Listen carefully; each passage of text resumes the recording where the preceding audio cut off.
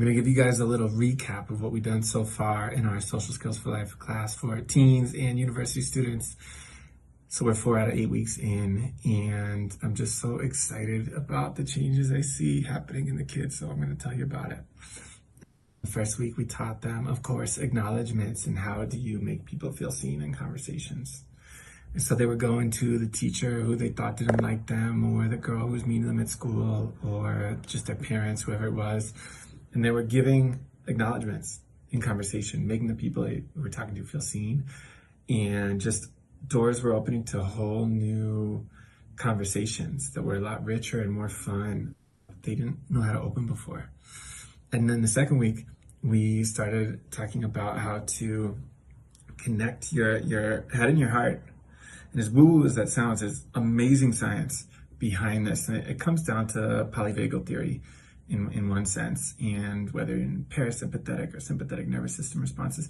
In normal language, it's, are you in sort of your stressed out and alone version of self, where your heart's beating faster, your breathing is more shallow, you're feeling disconnected from things. The voice in your mind is mean, it's negative, it's very fearful. Or are you the version of yourself who is calm and connected and in flow, where your breaths are deeper, your heart rate is slower? This little exercise we give them shows them how to go into the calm and in flow version of themselves throughout the day. And it's a different voice that runs the narrative of your life in that state. So how do you access that state? Anytime you want to. And they were using it, before a presentation or before baseball, to really good results for a baseball game. So they're learning how to access the very best version of themselves whenever they need it.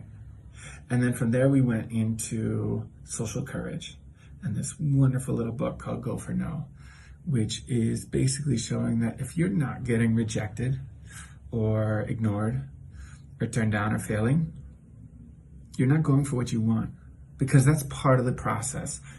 Part of the game is misses. And if you're not missing, it means you're not shooting. And if you don't shoot for what you want, you don't get it.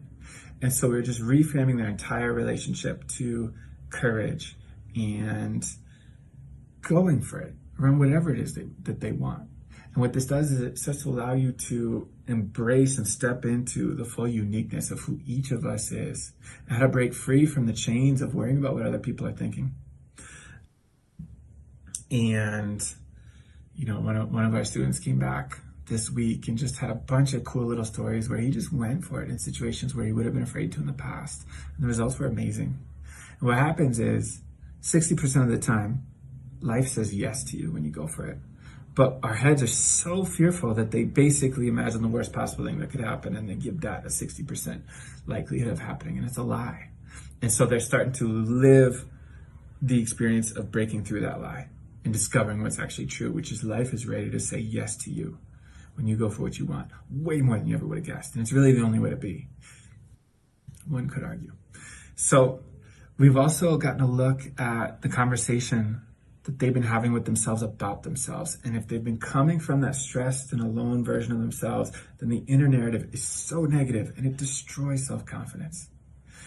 And with that in mind, and learning how powerful it is to consciously find appreciation for anything, sweet memories from the past, cool things about the present, you want to manifest and be grateful for your future self, you can do it. And you can also just choose to feel appreciation for qualities of who you are, attributes you have. And one of the students said it tonight, and she was just like, it's not about being arrogant. It's like we deserve to feel that good about ourselves because we've been tearing ourselves down with that stressed and alone voice for so many years because we just didn't know any better. So I'm seeing them get palpably more confident and calm and sort of excited about their lives every week, which is everything I could have ever dreamed for.